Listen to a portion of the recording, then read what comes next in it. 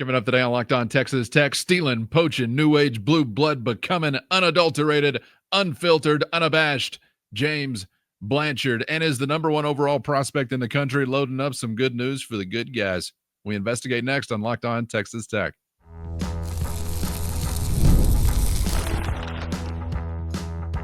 You are Locked On Texas Tech, your daily podcast on the Texas Tech Red Raiders. Part of the Locked On Podcast Network, your team every day. Great to be with you again on Locked On Texas Tech on the Locked On Podcast Network, your team every day, always free and available on YouTube or anywhere you get podcasts. And thanks as always for making us your first listen with the only Chris Level. I'm Casey Cowan. Chris, great to be back with you once again, my man, and cooking up some exciting conversation midweek, nearing the end of the week, that you may not have seen coming down the pipe as we're opening up the month of August. Obviously, fall camp and Red Raider football on our minds. But what we're stepping into on today's episode, I guess, a little bit beyond just what's happening presently in some ways. We do actually want to look ahead to, well, later Thursday, depending upon when you are taking this episode in. We've got exciting possibilities for the Red Raiders as it relates to sights on Georgia. Always on our minds, just in general, right? Man, same page. Let's Charles, shout out. I mean, I love me a good peach. I mean, everything about it. But yes, shout out to the state. Yeah, but we're not thinking about Ray necessarily today. I don't know. He was never a quarterback killer. We're thinking about one of the top overall prizes in a class to come for college football. Texas Tech is in good standing with LaDainian Guyton among some other finalists in a decision coming our way Thursday afternoon. So looking ahead to that, certainly, but also sort of in that vein, Chris, as far as roster building pursuits and efforts are concerned, we're kicking off our conversation thinking about our guy who told us already he's a psycho about this. James Blanchard, Texas Tech general manager. Red Raiders profiled on a couple of different fronts this week. What else is new nationally? These guys got to fill their columns with something. Why not include the double T, I suppose?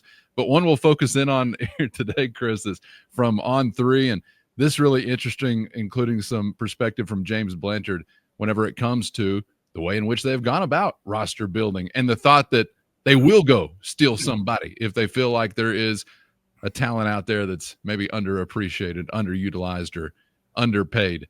So I want to get your thoughts on a lot of what he had to say and what that represented as far as Tech's efforts this offseason. The quote that really got my attention, and I think the majority of folks' attention, was this, saying, quote, if somebody is underpaying an elite guy, only paying him $100,000 to $200,000, I'm going to give him $300,000 to $400,000 and go steal somebody.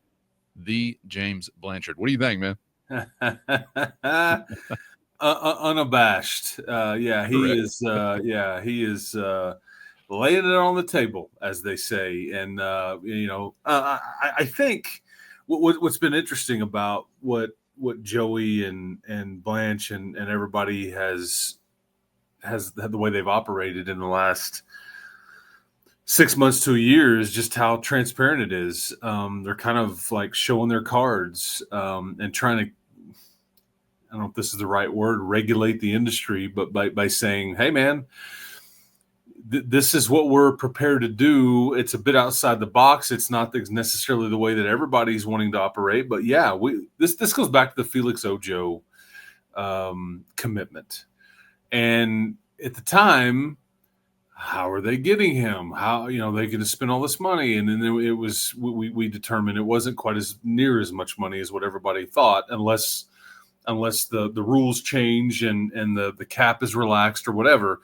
But it was all about that extra year of guarantee. We will guarantee you 3 years at this salary. They're negotiating NFL contracts is essentially what's happening. And I think with a guy like, which we'll get into here in a little bit, but we had said to you at the time, if you play a premium position, they're not doing this willy-nilly and like all over the place with their roster. These are, if you play offensive tackle, if you play edge, and we may see them get into some other positions because I think, receiver, corner, or a quarterback or whatever may, it's the way the NFL, their pay structure goes. those positions make more than your interior linebackers and safeties and interior offensive linemen and, on and on. So this is the way they're trying to operate. And I think they see value in that. And this is what Cody and them have said all along. This cap, if everybody's going to stay there, it allows us to operate with an even playing field. And like Georgia or Bama or Texas or Ohio State or insert blue blood here they can't get everybody at this upper level. And so we can come in and we can double what somebody's willing to pay. And if we have to, add an extra year onto the guarantee, that's what we're willing to do. Now it's a risk. There's a risk that comes with that, but I just think it's funny because he's basically saying, yeah, man, if you're trying to slide guys in, we're going to come in, and if we find out, and they've got such a great relationship with agents, and it continues to stay really good because guys are going to get paid more, and so therefore the agent wins. And again, it's premium players at premium positions that they're kind of trying to get some of, and I'm here for it, man. And I think they've ruffled some feathers out there, but sorry. I do want to get to the feather ruffling in just a moment because I think it actually is really specifically tied into some word usage.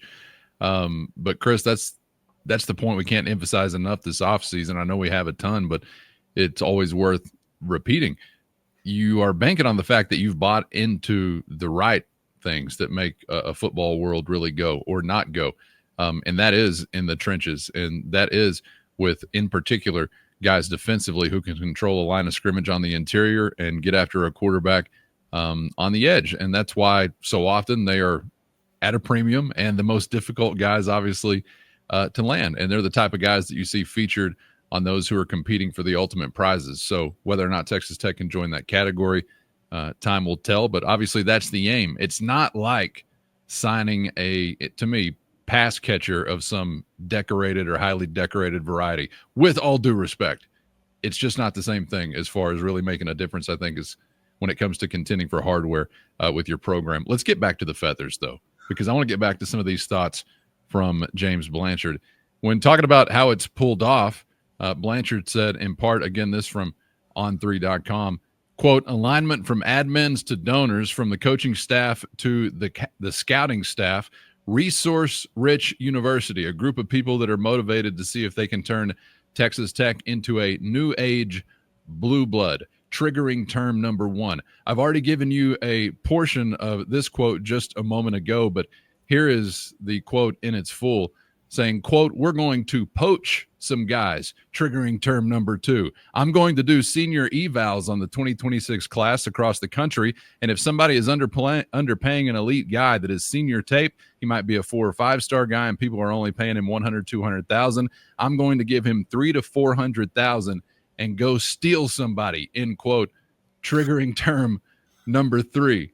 The reaction is what you would expect the reaction to be, Chris, but how did it hit you for him to, specifically on the roster building side of things, not so much the blue blood or new age blue blood? I know that'll generate a reaction, but poach, steal, and we live in the world of tampering accusations. What'd you think about it, man? It's certainly bold. Does it surprise you or catch you off guard?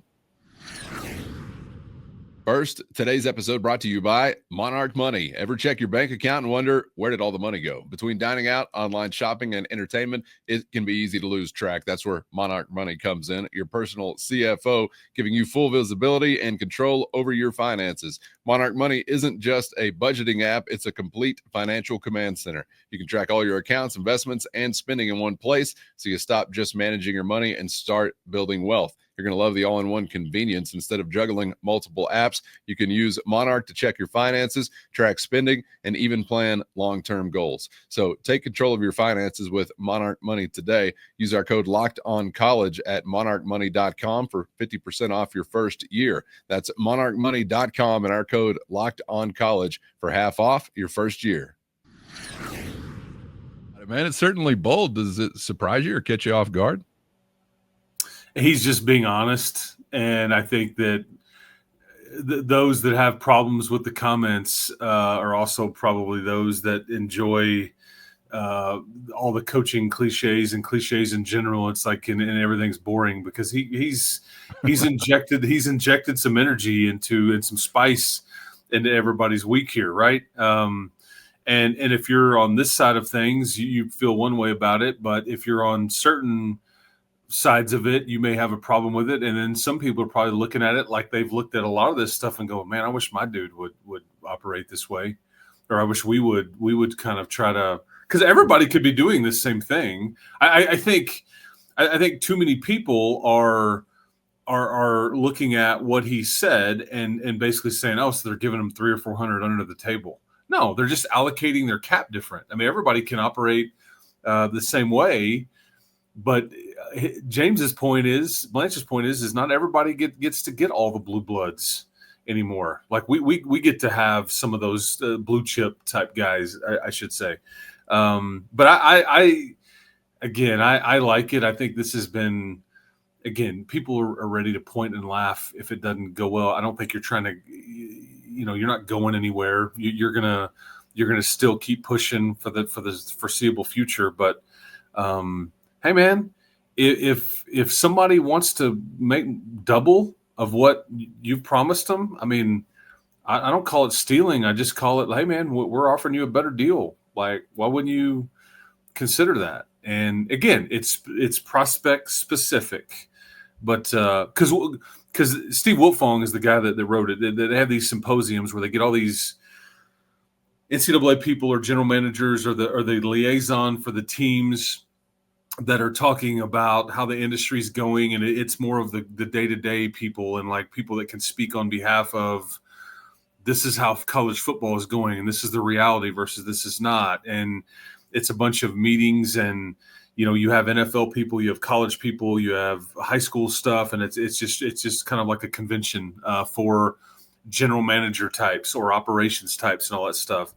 And Blanche went out there and Brian Nance, I think, a couple of years ago, and that's where they talked a lot about NFL pay structure. Like, they came away from that symposium going, this is how the NFL, I talked to a bunch of NFL people, and this is how they structure pay and allocate to certain positions and all that stuff. And so this was 2 years ago. And so here, this is what comes out. But yeah, he's widely respected in the industry. Some are going to see that he's coming off as this hated villain or whatever. I mean, I don't think he's worried about him, being labeled as such, because I think he would say kick rocks if you don't like the way we're doing it, because he's got the backing of some serious support here. And I think he knows that, but I don't think he's talking out of turn. I think that everybody's on the same page here of how to operate. And if you play left tackle, if you play edge, if you play one of these other premium spots, we're willing to, pay premium for that. Now, again, there's a risk that comes with that. Sure. And I think really, for now it's just talk. You won't be truly immersed in a villainous role until we win something. You get to winning, and then they're really going to hate you. They're really going to be upset about it. What they would love most, obviously, is to see Tech fall on their face.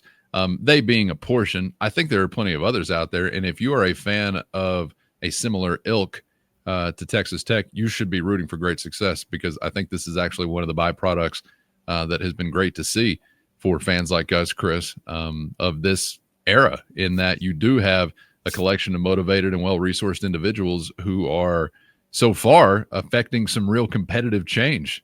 We've seen it in other sports. We're hoping that those dots connect in football, but the proof is in the pudding. The pudding has been delicious and damn near national title pudding in a couple of occasions. So we're liking this era for those reasons. And there are more of us, that being fans that root for these types of programs, than those others in a tiny category.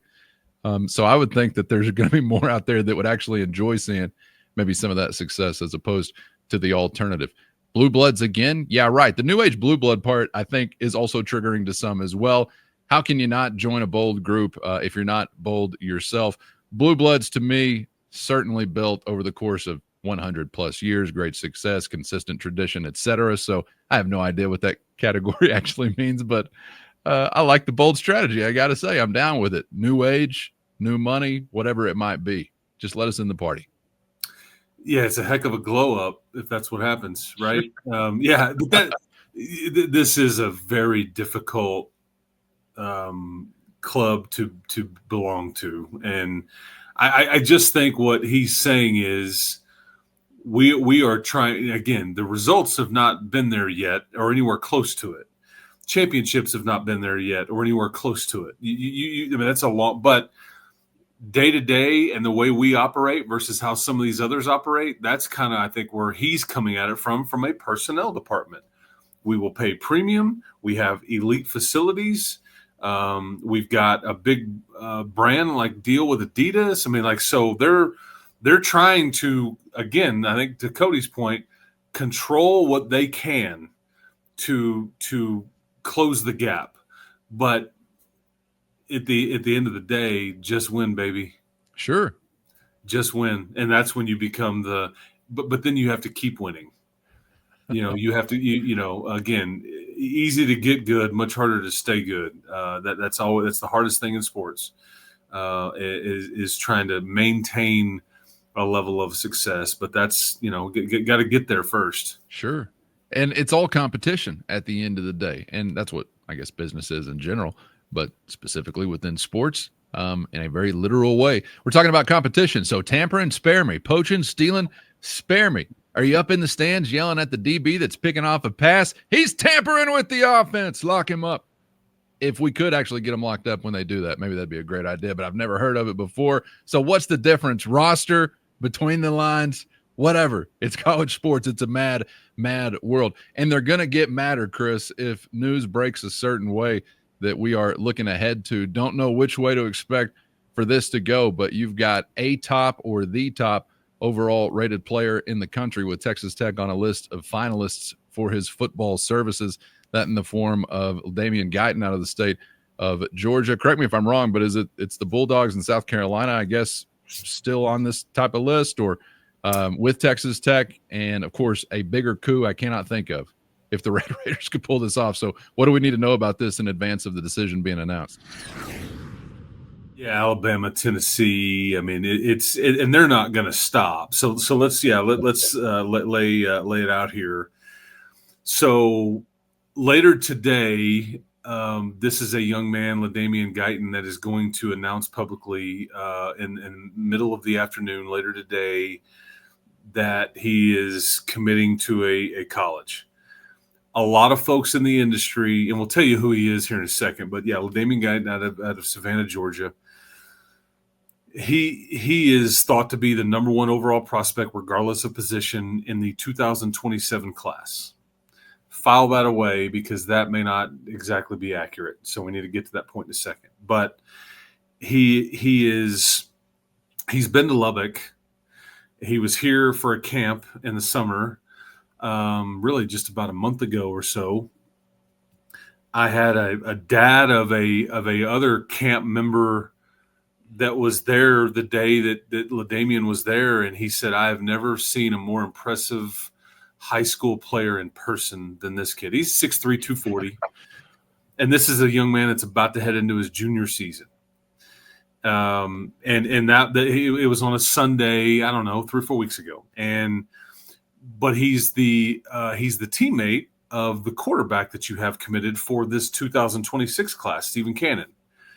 So that's kind of where your connection is.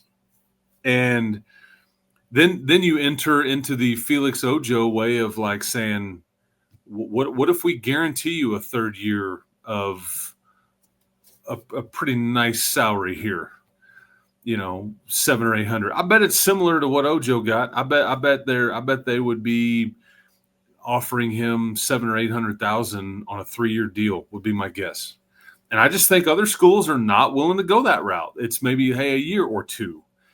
I think with Ojo, most schools are willing to go 2, but nobody was willing to go 3. And the where Tech could be wrong here is that there's been plenty of players over the years that are a bust or can't get it done or aren't as good as what you thought. So that's the gamble. Because if you're stuck with these guys and they end up not being what you'd hoped, you've got all this like a lot of money tied up in your cap to a couple of guys, and so that's kind of the risk that you're taking here. They feel though that it's worth it because if they can get premium at certain positions, it's worth the money being spent. But yeah, Guyton is somebody that is so here's the 2027 class part. I don't think he's going to be in the 2027 class. I think he's going to reclassify. I think that's why he's committing today and getting this out of the way before his season starts, because I think he's going to sign this December. I think he's figured out a way to get out of high school early, which most players can do now. They can either leave a semester early or reclassify in this case. I don't know how, but that's up for some school counselor and all that stuff to kind of sort through. But I think that's what even is potentially bigger news about this is that it's not, oh, he's committing, well, wake me up in a year and a half. No, wake me up in like 3 months, 3 or 4 months. He could potentially decide. And I believe, I'm not going to be surprised if he says this with the announcement and all that, or this is because it's mentioned strongly in the article. That is a very strong possibility, but this is the number one player that, the only other time I can remember you being on the overall number one player, and I'm not even sure if he was, but ironically enough, I think it was in Georgia or Alabama one. I have to go back and look, but Julio Jones, you were making a swing at Julio Jones, and he did engage, and they went to see, and there was multiple things, but it just like, I remember somebody telling me when they showed up to the gas station to ask where his house was or whatever, they're like, you ain't getting him out of this state. Like, he road tied all the way, kind of deal. Right. And they were right. They were right. This is a bit different because there's money attached to it. There's a teammate coming and all that stuff. So we'll see kind of where we go. But a lot of folks in the industry think that Texas Tech is the team to beat here. Wow. Yeah. We saw those like an expert prediction or whatever that's worth logged, I think, this week in favor of the Red Raiders, and what an insane celebration that would ensue on the other side of that. And I'm typically the let me know when they run out of the tunnel guy. That's changed a little bit in the portal era with transfers. This is a different circumstance, however, when it comes to a prep level or high school type commitment. If we're talking top overall, number one in the nation, son, put it on his shoulder. Number one right there, like Evel Knievel. Man, that could be quite a party. And Chris, if that happens, I'm going to be so electrified. I think I'm just going to stay awake those 3 months.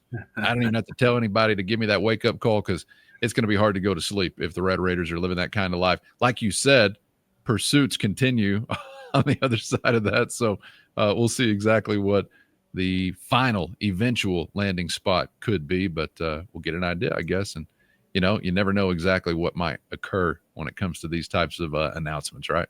Yeah, and it's whether you get the tip of the cap or you get the cap at the announcement, however he does this or chooses to announce it, or whether it's not good news. It's not ultimately over until you get this player on campus and all the things, right? I mean, people that have followed recruiting understand that. However, I will say this: I don't know what this is worth. And some may just toss this aside like, I don't think it's worth anything. However, I think that you've kind of created so much buzz here that I think that this has been really, for a variety of reasons, there's been a lot of good publicity for your logo, your program and all that, because I just think there's people that are thinking about you and talking about you that never even thought about you before. Because here's the sobering reality. Do you know what? Make sure I have this list right. Do you know what Vandy, Kansas, Purdue, Cal, and Maryland have in common? Like, do any of those programs make you feel a certain way at all, or you just have indifference to all of them? I do not want to know what they have in common. Yeah. I have massive indifference unless Tech is going to be included among them, and then I'm going to be really upset that you've done this to me to wrap up this exciting and fun show. Those are the only schools that have a longer streak of not winning 9 games in the regular season in the Power Four. Yeah. Shake it off. That's right. And so that's what you're trying. It's these kinds of conversations, these kinds of players where you're trying to say, no more.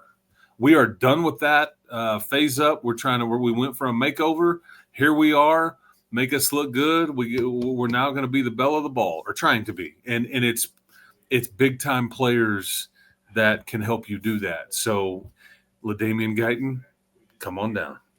Let's just get back to the ball. I mean, we've usually at least been in the ball room as a program historically. It has been an ultra decade and a half-ish of suck, even beyond what historically has been the experience.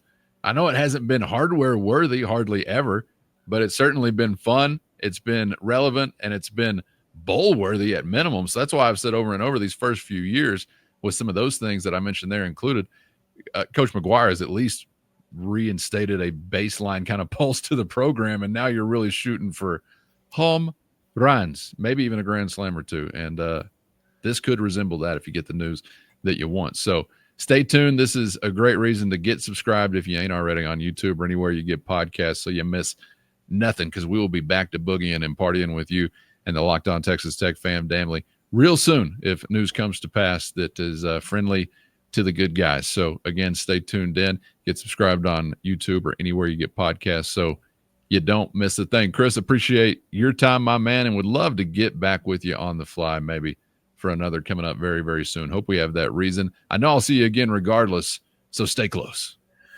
And some of our Locked On production meetings coming up soon that you and I, do. We need to think about hiring a capologist because I don't know how all this math is working, all these dollars are working. But hey, man, I'm here for it.